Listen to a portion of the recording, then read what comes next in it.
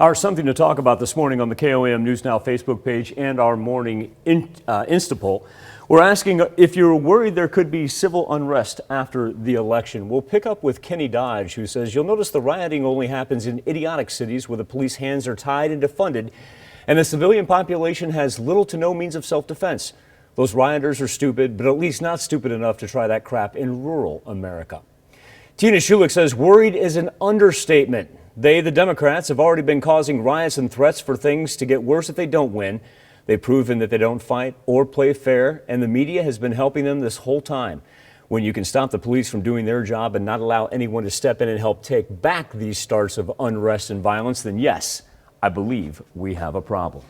As far as our Instapoll goes this morning, right now, 80% of our respondents saying yes, you are worried that there could be civil unrest after the election. Poll's still open.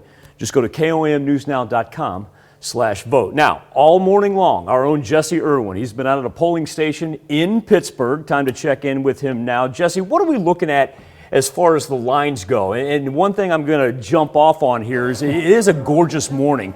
Weather's not going to play any concern in what anybody's going to face. So what are you experiencing out there?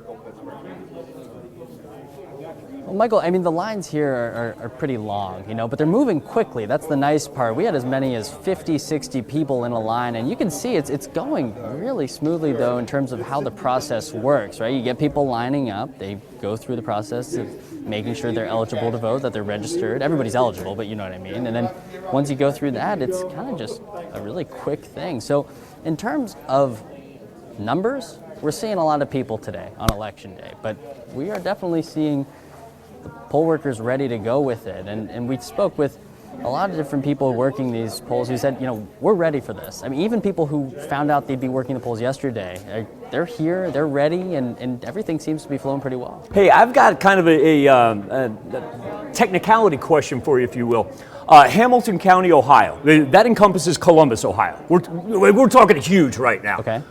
They decided at 6:30 our time, 5:30 their time, that they were going to go to paper polling books as far as the way people checked in. What are you seeing there? Are they using the technology? How are people checking in is my question.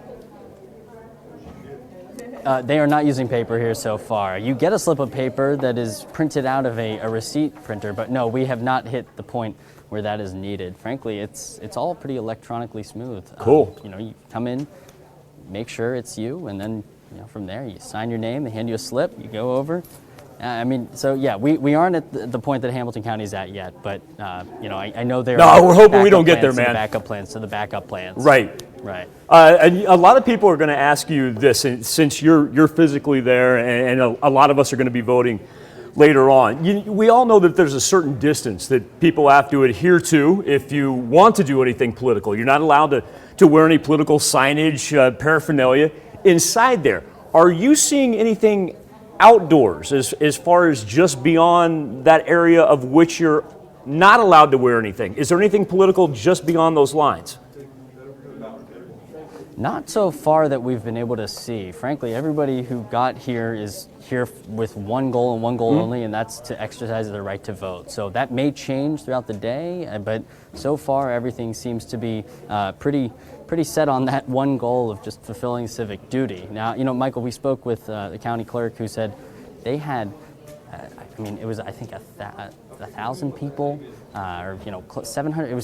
It was a large number. I can't remember the exact number, so I don't want to give you the wrong one. But the amount of early voting that they saw was unprecedented. And seeing these lines here today, I think we're going to see some historic numbers in Kansas and most likely around the country. And specifically your time frame where you're at, that runs until 7 o'clock tonight. Am I correct? Yeah. Okay, I tell you what, I'm going to 7 a.m. to 7 p.m. I'm going to check back in with you in just a little bit. Got some additional questions. I know you've got some additional election stories. And so just for those of you that are going to be voting later today in Kansas, Missouri, and Oklahoma, those polls are open until 7. In Arkansas, running all the way until 7:30. And like I said, we'll check back in with Jesse here in just a little bit. And more KOAM Morning News on Fox 14 right after this.